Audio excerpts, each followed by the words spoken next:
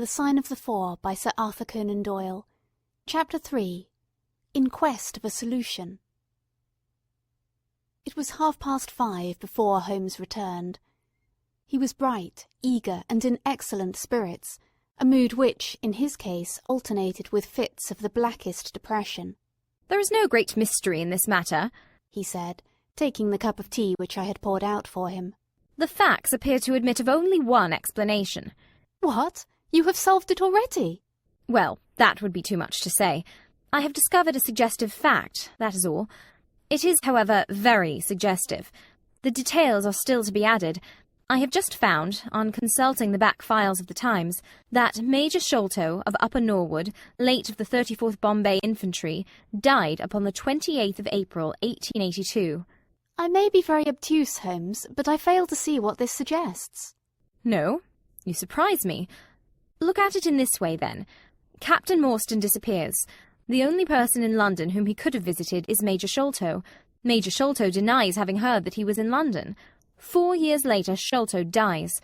Within a week of his death, Captain Morstan's daughter receives a valuable present, which is repeated from year to year, and now culminates in a letter which describes her as a wronged woman. What wrong can it refer to except this deprivation of her father? And why should the presents begin immediately after Sholto's death, unless it is that Sholto's heir knows something of the mystery and desires to make compensation?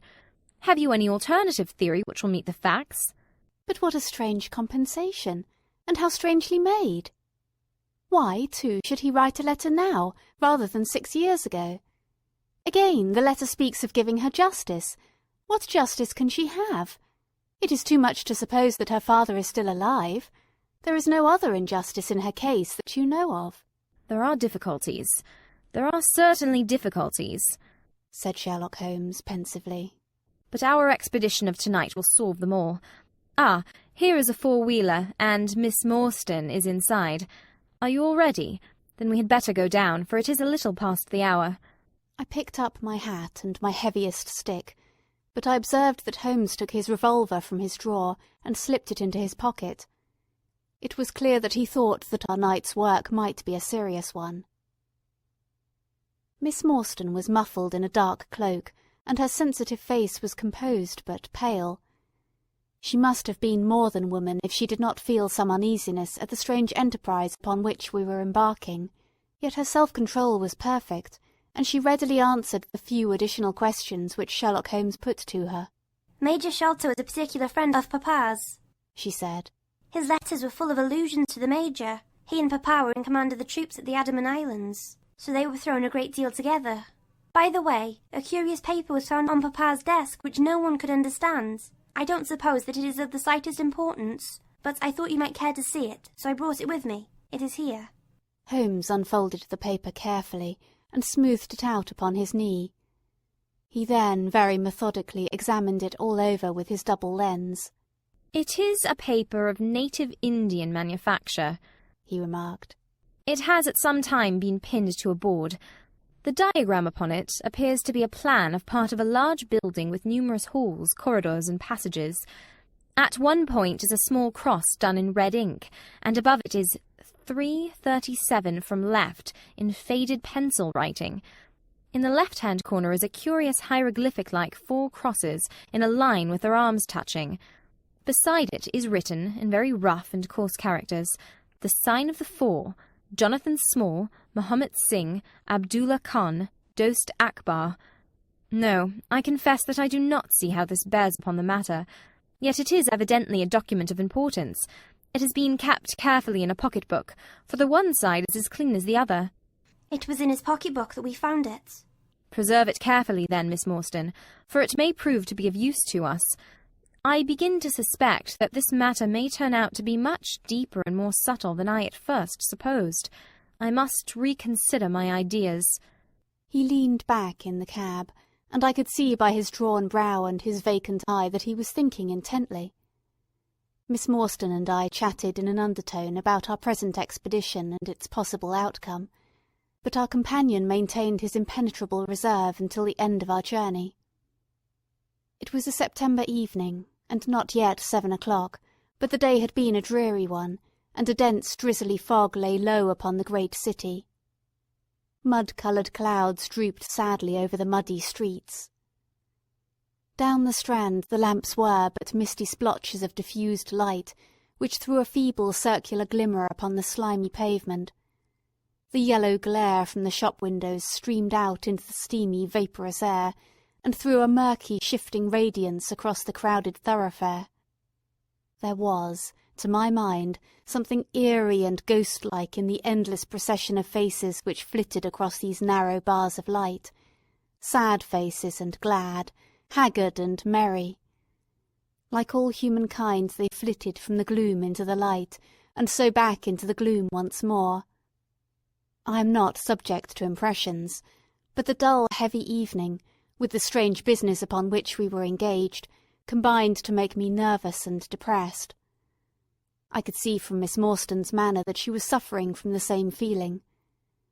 Holmes alone could rise superior to petty influences. He held his open notebook upon his knee, and from time to time he jotted down figures and memoranda in the light of his pocket-lantern. At the Lyceum Theatre, the crowds were already thick at the side entrances. In front a continuous stream of hansoms and four-wheelers were rattling up, discharging their cargoes of shirt-fronted men and beshawled, bediamonded women. We had hardly reached the third pillar, which was our rendezvous, before a small, dark, brisk man in the dress of a coachman accosted us. "Are you the parties who come with Miss Morstan?" he asked. "I am Miss Morstan. These two gentlemen are my friends," said she. He bent a pair of wonderfully penetrating and questioning eyes upon us.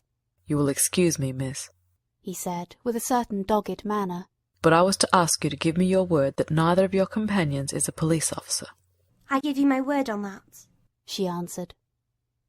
He gave a shrill whistle, on which a street Arab led across a four-wheeler and opened the door.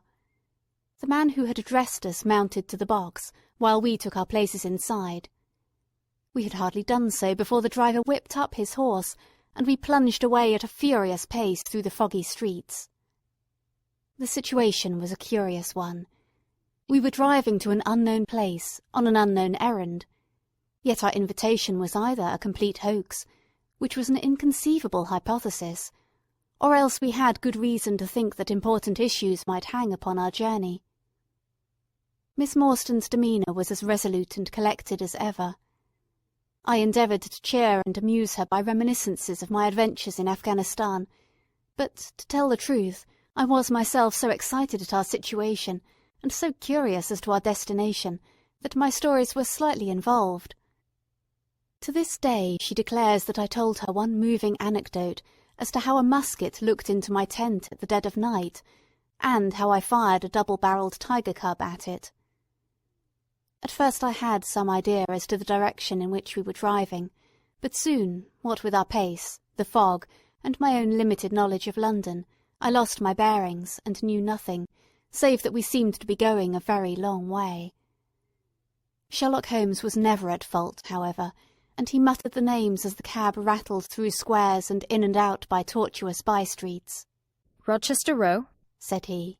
"Now Vincent Square. Now we come out on the Vauxhall Bridge Road. We are making for the Surrey side, apparently. Yes, I thought so. Now we are on the bridge. You can catch glimpses of the river."